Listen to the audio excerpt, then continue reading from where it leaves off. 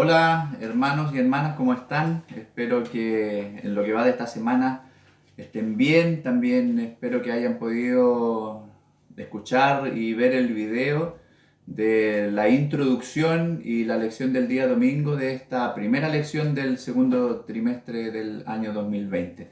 Ahora quiero compartir con ustedes un pequeño repaso de lo que son las lecciones del día lunes y martes.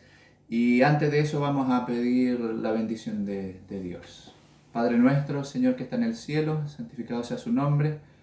Agradecemos su bondad y misericordia con nosotros. Pedimos en esta hora, por favor, que usted nos acompañe y nos guíe en el estudio de su palabra. Oramos, Señor, en el nombre de Jesús. Amén. Bueno, hermanos, entonces como les decía, vamos a seguir con esta secuencia de estudios. Vamos a partir con el día lunes. Ahí la lección dice: ¿quién escribió la Biblia y dónde?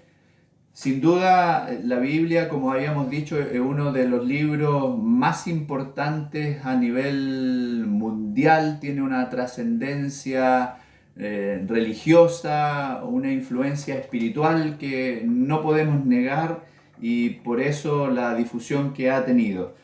Entonces, la pregunta, ¿quién escribió la Biblia y dónde? Es un libro que se escribió en el transcurso de muchos años por más de 40 autores y de diversos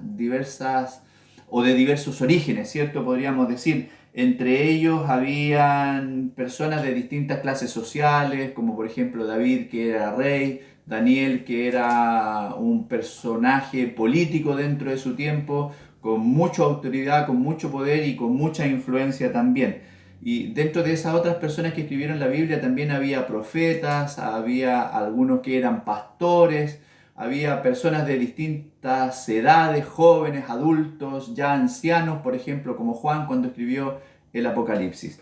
Entonces, solo para tener una idea ahí de quiénes fueron las personas que escribieron la Biblia, hay varios textos que usted podría usar, pero quisiera compartir con ustedes por ahora solamente en el libro de Amós, uno de los profetas menores del Antiguo Testamento. En el capítulo 7, el verso 14 dice así: entonces respondió Amós y dijo a Amasías: no soy profeta, ni soy hijo de profeta, sino que soy boyero y recojo higos silvestres. Una de las características esenciales de la Biblia y que nos ayuda a nosotros a determinar el carácter y el origen divino de la misma es que las personas más sencillas, socialmente hablando, fueron instrumentos, personas escogidas por Dios para transmitir un mensaje específico a su pueblo. Y ese mensaje tenía una aplicación o un contexto inmediato, que era para el pueblo a quien el profeta le hablaba, y también un contexto histórico que obviamente podría tener una aplicación para nuestra vida hoy. Entonces, ¿qué tienen en común todo este tipo de personas como David, Moisés, Daniel, Jeremías, Isaías en el Antiguo Testamento, Mateo, Lucas, Juan, Marcos, Pablo en el Antiguo Testamento? Tenían en común que todos fueron llamados por Dios e inspirados por el Espíritu Santo. No importaba la condición social, no importaba la educación, el único hilo conductor al momento de escribir la Biblia es que todas estas personas habían sido llamados por Dios e inspirados por el Espíritu Santo. Algunos de estos escritores fueron testigos presenciales, como por ejemplo Mateo, y otros fueron testigos de lo que contaron los testigos presenciales. Me explico. Por ejemplo, Lucas, que no fue testigo presencial del ministerio de Cristo, sin embargo, en su evangelio y en el libro de Hechos, registró cuidadosamente la vida y el ministerio de Jesús. ¿Y cuál era el hilo conductor? Recalcar y resaltar aquello que Dios los había llamado y Dios los había inspirado. Si nosotros buscamos ahí en Segunda de Timoteo en el Nuevo Testamento, Segunda de Timoteo, busque usted conmigo, Segunda de Timoteo en el capítulo 3. Este es un versículo muy conocido por nosotros. Segunda de Timoteo, el capítulo 3, el verso 16, dice así: toda la escritura es inspirada por Dios y útil para enseñar, para redarguir, para corregir, para instruir en justicia, a fin de que el hombre de Dios sea perfecto, enteramente preparado para toda buena obra. Entonces el apóstol dice ahí que toda la escritura es inspirada por Dios. Y si buscamos ahora en Romanos, el capítulo 15, Romanos 15, nuevamente el apóstol Pablo nos entrega información.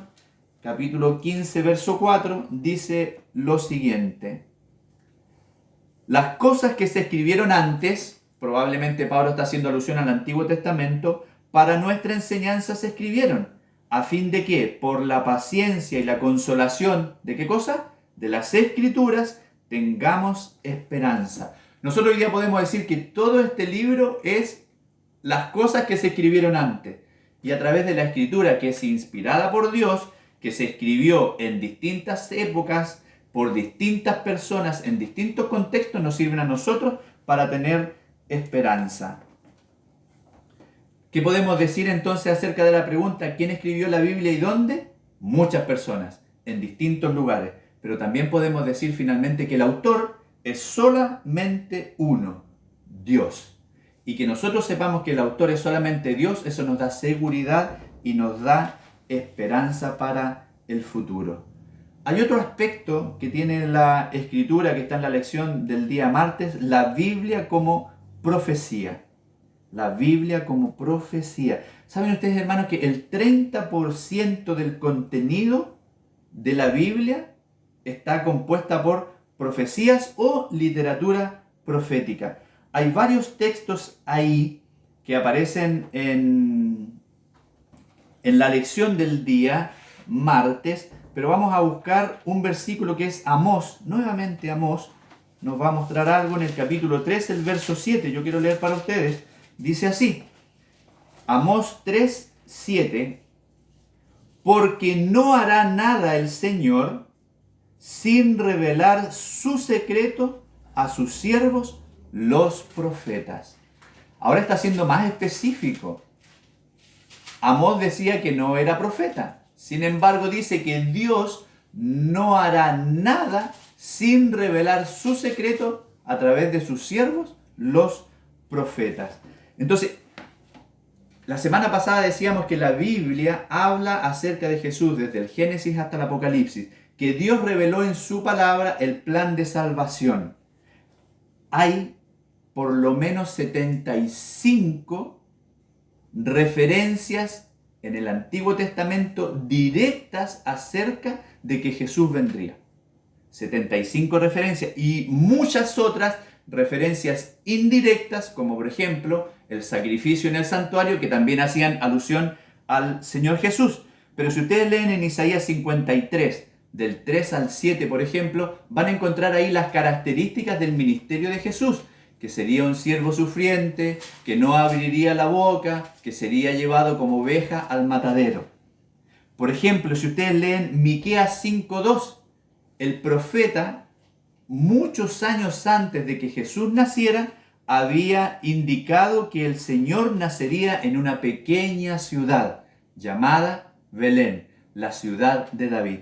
Entonces, hermanos, el hecho de que estas profecías del Antiguo Testamento se hayan cumplido, no con algo de precisión, sino que se hayan cumplido con exactitud, con precisión, ¿qué debiera decirle a usted acerca del autor de la Escritura? ¿Qué piensa usted cuando lee Isaías, cuando lee Miqueas, cuando lee Malaquías, cuando lee Zacarías, que decían muchos años antes que Jesús vendría, que vendría de la tribu de Judá? ¿Cuándo nacería? ¿Dónde nacería? ¿Cómo moriría? Entonces, todas esas cosas que son parte de la profecía que se encuentra en la Escritura, a nosotros debiera darnos seguridad, certeza de que si la palabra de Dios hasta ahora se ha cumplido, Si cada una de las profecías que se encuentran en la Biblia han hallado cumplimiento a través de la historia, entonces a nosotros debiera darnos tranquilidad y certeza. ¿Cuántas razones puede usted enumerar por las que cree en Jesús y en su muerte a nuestro favor? Yo quise mencionar algunas ahí, hermano. Por ejemplo, la fidelidad, la precisión y el cumplimiento de la palabra de Dios a mí me da tranquilidad. Por lo tanto, si hasta el momento la mayoría de las profecías se han cumplido, ¿qué debo pensar yo de las profecías que aún falta por cumplirse? Si Dios hasta el momento ha sido fiel y su palabra se ha cumplido, ¿qué podría pensar usted? ¿En qué lo hace reflexionar? A mí me gustaría invitarles a pensar que si Dios ha sido fiel hasta este minuto y aún quedan profecías por cumplirse, entonces créale al Señor. Independiente de que la Escritura haya sido traída o escrita por seres humanos que se equivocan, por seres humanos que cayeron, igual que nosotros, que nos equivocamos y caemos. Al final de cuentas, al que debemos creerle es al Dios que usó a estas personas, que inspiró a estas personas para revelar un mensaje. Por lo tanto, la invitación ahora, mis queridos hermanos, es creerle a Dios, tener esperanza y confiar que su palabra se va a cumplir. Nos vamos a despedir con una oración y al mismo tiempo quiero invitarles a que cuando vean el video, cuando lo compartan con sus amigos a través de las redes, si tienen alguna duda o quisieran comentar lo que estamos estudiando, escríbanos a través del WhatsApp en donde lo compartimos y durante la semana vamos a ir aclarando aquellas dudas. Vamos a orar y nos vamos a despedir. Querido Señor, muchas gracias porque usted permite que podamos repasar con los hermanos este video. Rogamos, Señor, que lo que hablemos, leamos, sea orientado y guiado por el Espíritu Santo, que Él nos ayude a comprender el mensaje que usted tiene preparado para cada uno de nosotros y que una vez comprendido podamos compartirlo con nuestros seres amados. Quédese con mis hermanos, Señor, que están ahí escuchando, quédese conmigo también apoyándonos en este proyecto. Lo pedimos todo, Señor, y agradecemos en el nombre de Jesús. Amén. Nos vemos, hermanos, en el próximo repaso.